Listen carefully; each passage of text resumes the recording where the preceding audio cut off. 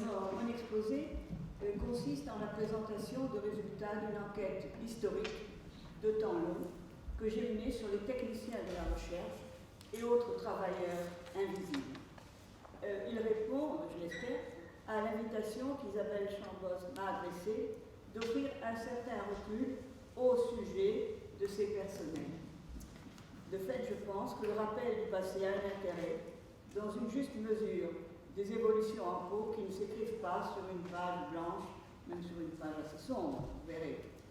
Je m'en tiendrai ici au personnel opérant dans des institutions publiques de la science.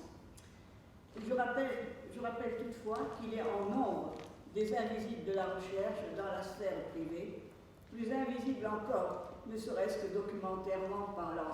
Et pensons à toutes ces épouses, compagnes, etc., qui sont parfois devenues de véritables assistantes de recherche de leur époque. Ma présentation ici portera sur 3 points. Une population, c'est-à-dire aussi des personnes, pas des cibles uniquement, des personnes, le travail de ces personnes et leurs conditions.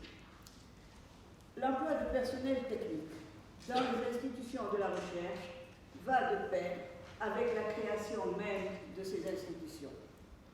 Des garçons, c'était leur nom, travaillaient dans les laboratoires de l'Académie des sciences en 1670.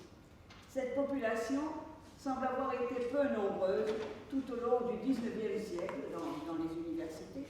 C'est que la misère de la science française, et je vous rappelle l'article écrit par Pasteur en 1868 sur le budget de la science, et donc cette misère de la science explique cet état de fait. Ces garçons de laboratoire, et c'est désormais le nom officiel, l'appellation officielle, jusqu'aux années 1950, même pour les femmes, ces garçons de laboratoire sont pour la plupart sans qualification préalable. Ils apprennent sur le tas et ils sont parfois présentés à l'instar de factotums, sachant tout faire. Nombre d'entre eux sont d'anciens militaires, occupant des emplois réservés dans les universités, comme à Nancy, par exemple, dans les années 1850-1950. Les garçons de laboratoire sont tous anciens militaires. Il a né aussi dans une formation ouvrière, qui est à base comme qualification de serrurier, de mécanicien. C'est ainsi qu'ils furent embauchés, par exemple, à l'Institut, au laboratoire Curie, dans les années 20, il y en a quelques-uns, qui forment ensuite des apprentis. La technicité et la spécialisation croissante de la recherche ont eu raison du garçon de laboratoire muni d'une instruction élémentaire, et il a laissé place aux techniciens qualifiés et spécialisés, voire de plus en plus qualifiés et de plus en plus spécialisés. Le changement majeur s'est opéré dans les années de l'après-guerre, la deuxième, en lien avec l'extension du champ scientifique et aussi à la croissance des moyens. À l'heure actuelle, une mesure de la qualification ressort des critères de recrutement, des critères en matière de diplôme. La qualification et la spécialisation ressortent aussi de la diversité des métiers exercés. Le CNRS, dans un document d'information de 2020, indiquait que, je cite, 200 métiers sont présents dans les laboratoires, services, directions et délégations régionales. Parallèlement à la diversification, cette population a cru en nombre. Pour en rester au CNRS, les collaborateurs techniques, c'est ainsi qu'on les appelait jusqu'en 1970, où ils sont devenus ITA avant de devenir en 1999 IT, mais le mot ITA est resté, et d'ailleurs la question de notre collègue le montre bien. Donc ces personnels ont d'abord été en nombre inférieur à celui des chercheurs, nettement inférieur, et ce jusque dans le courant des années 1950, où leur nombre a rejoint puis dépassé celui des chercheurs. La croissance en nombre du nombre des ITA est ensuite marquée jusqu'au début des années 80, où commence une stagnation en raison de la baisse des recrutements, et puis, ces derniers temps, une diminution. À côté donc de ces personnels titulaires, il y a dans les organismes de recherche, comme dans l'université, des travailleurs précaires, contractuels et aussi vacataires, de plus en plus nombreux, comme le dit bien l'expression que l'on trouve dans des documents, l'armée des précaires. Elle pourra rester au CNRS et aux contractuels. Il y avait en 2018 près de 2500 contractuels pour 10 863 titulaires, ce qui montre quand même la part assez importante, nous ne parlons pas des vacataires. Au sein de ce personnel, les femmes sont largement en second. D'abord parce qu'elles sont entrées tardivement dans les laboratoires, soit de façon significative, elles ne sont pas rentrées avant les années 30, et elles occupent alors essentiellement des emplois de service et de secrétariat. Si la féminisation des personnels idéal du CNRS a progressé tout au long de la seconde moitié du XXe siècle et dans les années suivantes, reste que plus on s'élève dans les grades, plus la part des femmes diminue. Et la même différence sexuée s'observe pour les personnels non-chercheurs, non-enseignants, des universités. Donc ici aussi, comme dans le monde des chercheurs et des enseignants, un plafond de verre bloque les carrières à des stades critiques. Et ce constat qui avait été fait en 2004 reste entièrement valable. Et je signale ici que l'on s'est beaucoup plus intéressé aux carrières des femmes comme enseignantes ou comme chercheuses qu'aux carrières, naturellement, des personnels non chercheurs ou non enseignants. La féminisation s'est accrue aujourd'hui dans les emplois dits d'accompagnement, comme on dit au CNRS, d'accompagnement de la recherche, d'appui à la recherche du plus personnel support. Il est des métiers qui, longtemps exclusivement masculins, se sont récemment ouverts aux femmes, par exemple ceux de mécaniciens, de souffleurs de verre ou de lithopréparateur. Mais il y en a d'autres qui sont demeurés des bastions féminins, plus précisément en ce qu'ils ne sont que rarement exercés par les hommes, voire pas du tout. C'est le cas, par exemple, des secrétariats de laboratoire, dont la population a été, et majoritairement, pour ne pas dire dans certains cas exclusivement, composée de femmes. Une même féminisation, autre exemple, caractérise à l'heure actuelle le secrétariat de rédaction des revues scientifiques. Je parlerai aussi j'évoquerai aussi les laveries des laboratoires, qui ont été et restent un univers féminin. Peut-être que l'expression usuelle faire la vaisselle pour désigner le travail qui est effectué à l'aide d'une pratique ordinaire du monde domestique, apanage des femmes. Et de façon générale, on constate que les personnes affectées à des tâches telles que la recherche documentaire bibliographique, la relecture des épreuves, la confection d'index sont plus des collaboratrices que des collaborateurs. Donc, par un recensement quelque peu empirique, et si je vite, j'ai été à même de donner à voir une population aussi pérenne que diverse, de plus en plus diverse, à laquelle l'histoire des sciences mainstream n'a guère prêté d'attention, mettant le focus sur une élite de chercheurs à dominante masculine, œuvrant seuls sous le signe de l'héroïsme et du génie. La science, toujours devenue collective, retient le seul nom du leader, le type 2. L'excellence, qui ces dernières années s'est imposée comme un mot d'ordre, tourne l'attention vers le sommet de la pyramide.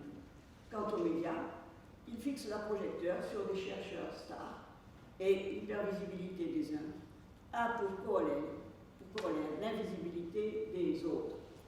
Ces autres, qui sont donc dans les coulisses, au sens du terme selon Goffman, ne contribuent pas moins à l'œuvre de la science. Ce sont eux qui, pour reprendre une expression familière que j'ai trouvée sous la plume d'un doctorant, font tourner la boutique.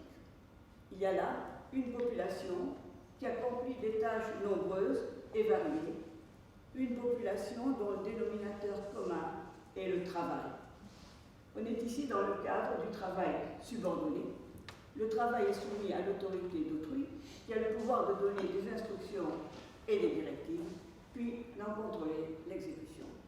Et le travail subordonné a été le deuxième axe de ma recherche, et j'en resterai ici à quelques données de la période proche.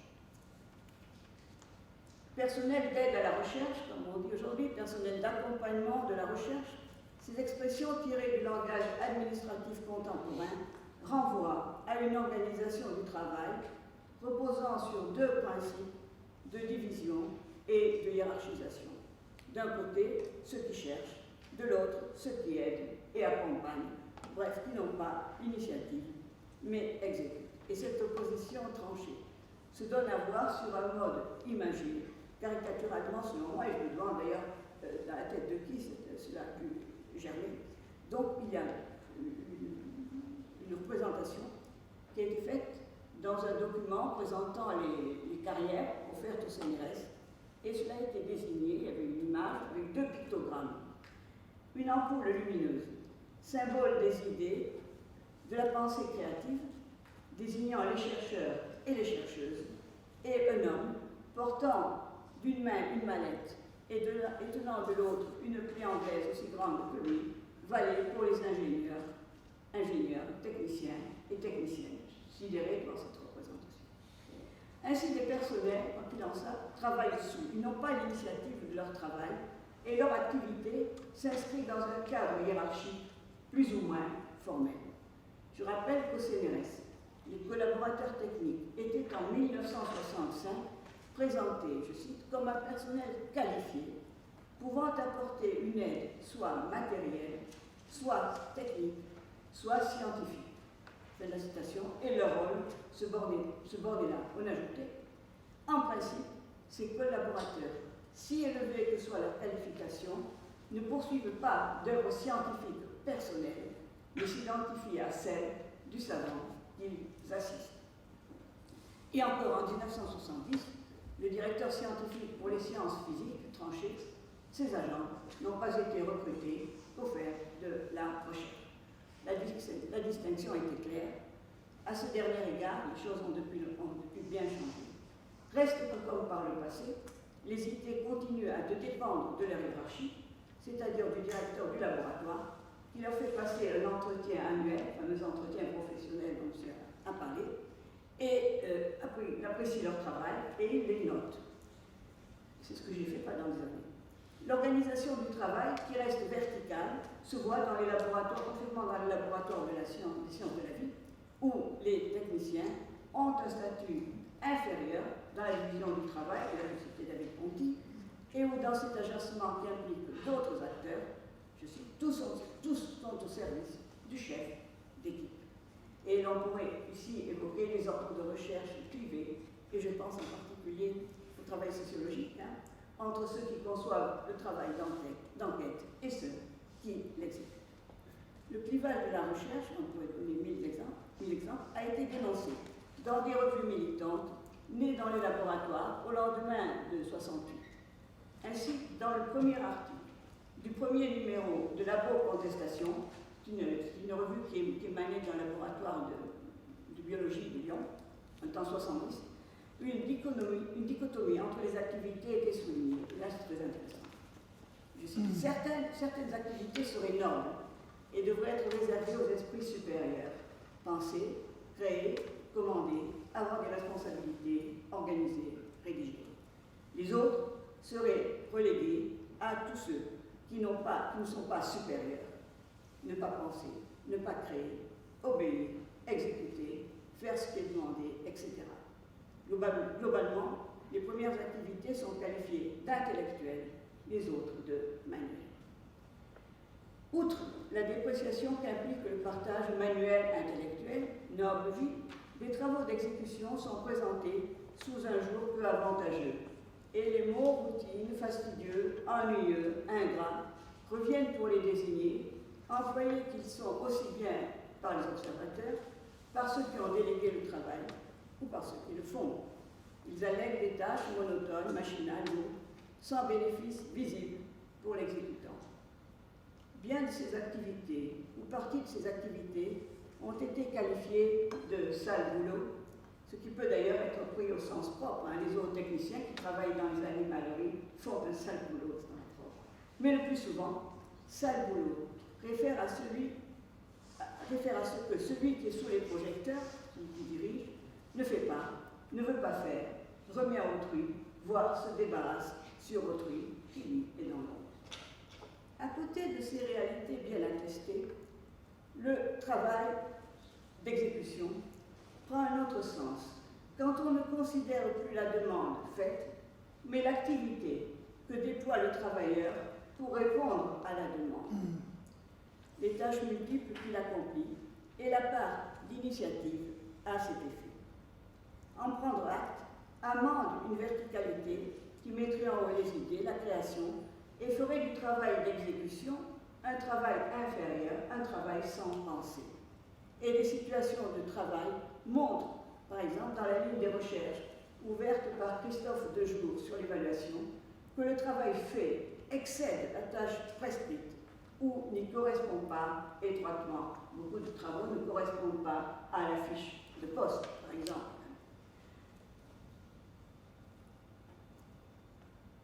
Si on prend la description fine d'une activité, montre aussi qu'elle implique un mix plus ou moins complexe de savoirs divers, d'une qualification professionnelle aux acquis de l'expérience qui peuvent être porteurs de créativité.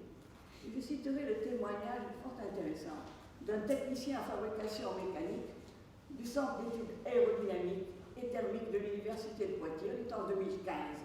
Et voici ce qu'il disait. Nous travaillons sur des pièces inédites. Enfin, il faisait des petites pièces pour des cuillères de fusée. Nous travaillons sur des pièces inédites, réalisées pour une étude précise. La plupart d'entre elles ne servent qu'une fois.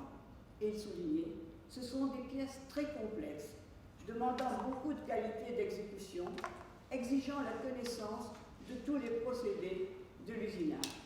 Et il ajoutait, il faut parfois aussi savoir inventer, l'aspect créatif, bien sûr. Enfin, en allant au-delà de ce qui est prescrit et des moyens mobilisés dans le travail, se découvrent, dans la sphère d'activité, des formes de travail plus invisibles encore et qui pourtant, par leur déploiement, ne sont pas sans incidence dans l'effectuation des tâches ou dans la vie de la communauté. Elles ressortissent à des modalités relationnelles et émotionnelles. Il n'est que de penser au rôle en la matière des secrétaires gestionnaires, un personnel très majoritairement féminin qui est quasiment ignoré de l'histoire des universités. Elles sont pourtant un rouage de l'institution en général, des laboratoires en particulier, dont elles sont aussi la mémoire. Outre les missions liées à leur emploi, elles font ce que l'on appelle, en anglais, le blue work, travail autrement dit, le travail quotidien consistant à établir et à entretenir des relations fédérant une organisation et soutenant ses membres, parce qu'elles sont toujours là, de toute façon. Toutes ces remarques qui prennent en compte ce qui ne se voit pas portent, je pense, à une reconsidération du travail en second, du travail délégué, au-delà de l'élément purement utilitaire. Très concrètement, on peut prendre ainsi la mesure d'un travail qui est aussi œuvre. Bien des situations qui ont été mentionnées disent la domination dans un monde spécifique.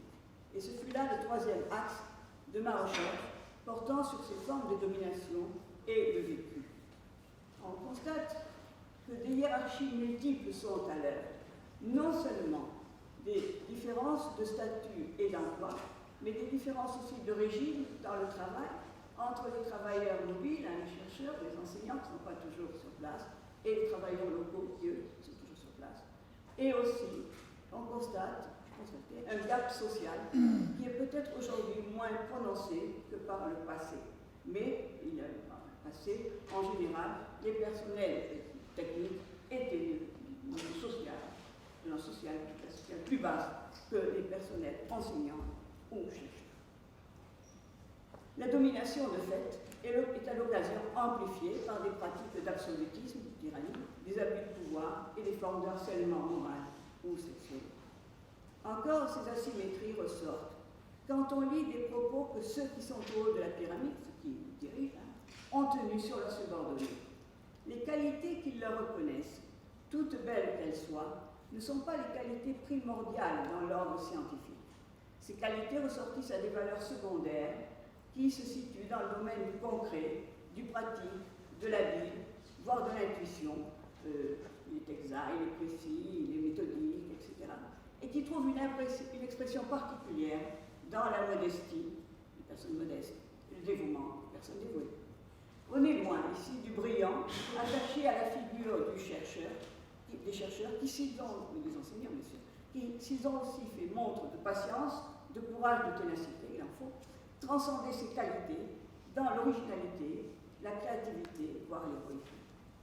Il est aussi, quand on lit les textes, des appréciations moins amènes, des paroles hautement dépréciatives, insultantes, à la dignité des personnes qui les entendaient, les réduisant à l'état, je cite, de manœuvres, de serviteurs, ou à la partie employable de leur corps, à des mains, à des bras, à l'instrument qu'ils utilisaient, ou à la machine qu'ils utilisaient, voire à rien du tout. L'expression goffmanienne « non-personne » vaut par exemple pour des personnels des secrétariats qui en font les preuves concrètes quand leur bureau n'est plus le leur, mais devient un lieu de passage et de discussion de trucs, niant jusqu'à l'existence de la personne qui y occupe. La domination dans des situations professionnelles, se traduit par un vécu qui m'est apparu, là sur un point assez large, comme oscillant entre deux pôles opposés selon deux données majeures. La personnalité d'un patron, d'un chef odieux ou insupportablement hiérarchique, à celui qui sait gérer une équipe, encourager, reconnaître le travail fait, à qui se montre simplement humain. La seconde donnée, c'est la satisfaction au travail, dont il a été relevé que généralement, elle était plus grande chez les personnels et ouvriers que chez les autres, que le ressenti était positif chez ceux qui sentaient apporter une contribution indispensable, voire unique, dans une certaine autonomie et semble-t-il aussi dans une certaine stabilité. Stabilité car aujourd'hui la recherche actuelle, fonctionnant de plus en plus en mode projet et en conséquence avec des ITA ballottés ou trimballés d'un projet à un autre, voire affectés à plusieurs projets en même temps, eh bien cette recherche mode projet est souvent source d'insatisfaction au travail. L'analyse du ressenti m'a amené à prendre acte des émotions, des affects manifestés entre bien-être et mal-être au travail, entre les sentiments heureux de l'épanouissement et malheureux de la souffrance.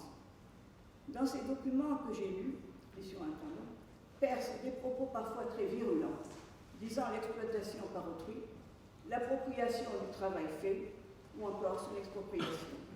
Et ces propos seraient plus fréquents ces dernières années. Effet des sources, miroir d'une réalité plus mal supportée, alors que depuis le tous copain des années 68, une rhétorique égalitaire et démocratique se fait entendre dans le monde académique, ou encore conséquence d'une parole s'exprimant plus librement dans un cadre qui, si on le confronte au passé des années 50 et même avant, est moins autoritaire. Le silence ne doit pas pour autant laisser penser à l'impression, ne doit pas autant laisser l'impression d'une intériorisation de la domination, d'un consentement à la domination, et ce hier comme aujourd'hui. Cette impression doit être fortement nuancée en considérant des actes de micro-résistance, et ce ne sont pas les protestations, les révoltes que vous avez évoquées, bien sûr, mais parfois simplement des mots disant bah non, cette pièce, je ne peux pas la faire, je n'ai pas le temps, en fait il a le temps, il ne peut pas la faire, juste comme ça, on résiste. Dans ces actes de micro-résistance qui s'aperçoivent dans les situations de travail, ils marquent l'opposition à l'autoritarisme de la hiérarchie et ils sont dans le même temps l'affirmation de subalternes, de leur existence et de leur expertise. Et là, j'ai encore 2 minutes. Dans la galaxie émotionnelle que génère la domination vécue, un mot revient, reconnu, être reconnu. Il exprime la satisfaction ou le désir du travailleur de voir sa personne et son activité considérées, c'est-à-dire d'abord tout simplement vues. Des marques symboliques. On pense à des remerciements dans une publication, la remise d'une médaille, par exemple le cristal du CNRS. Eh bien, ces marques symboliques reconnaissent la contribution apportée par une personne, par son travail, et amènent, comme les témoignages des récipiendaires le disent, fierté, satisfaction, voire bonheur. Toutefois, dans le monde spécifique de la recherche, la visibilité se traduit par une modalité particulière, la signature, son nom sur une publication. Et c'est dans ce cadre que joue à plein le désir de reconnaissance de qui mène des activités de recherche et n'a pas le statut de chercheur. Je rappelle que jusque dans les années 70, c'est-à-dire pour l'historien pas longtemps, les ITA ne signaient pas où lorsqu'il signait, c'était simplement le bon plaisir du directeur de recherche, du directeur d'équipe. Et il en allait de même pour les dessinateurs et les photographes qui très longtemps n'ont pas signé leurs photos ou leurs images. Le nouveau régime doctorialité, tel qu'il s'est mis en place par exemple dans les sciences biologiques, et ce depuis les années du régime biomédical, il y a d'énormes bataillons de travailleurs, ce régime s'est mis en place, disons, autour des années 2000, avec la notion de collaborateur, a permis à des personnels non chercheurs d'entrer quasiment de droit dans les publications, peut-être pas nécessairement comme auteur, mais du moins comme collaborateur. Je termine. Prendre en compte une population qui n'apparaît guère dans l'histoire des sciences, ni dans la médiatisation actuelle, porte, je crois, à une vue plus réaliste de la science, à une vue plus complète aussi. Elle amène à déplacer le regard de la science faite vers la science qui se fait, celle qui mobilise un ou des collaborateurs de façon générale ou ponctuelle. Leur contribution est à replacer dans le régime du travail scientifique en général, dans une génétique des œuvres en particulier, et que se serait-il passé si ces personnes nombreuses, hier comme aujourd'hui, ces personnes employées à 1000 tâches administratives, techniques ou scientifiques, s'étaient croisées les bras.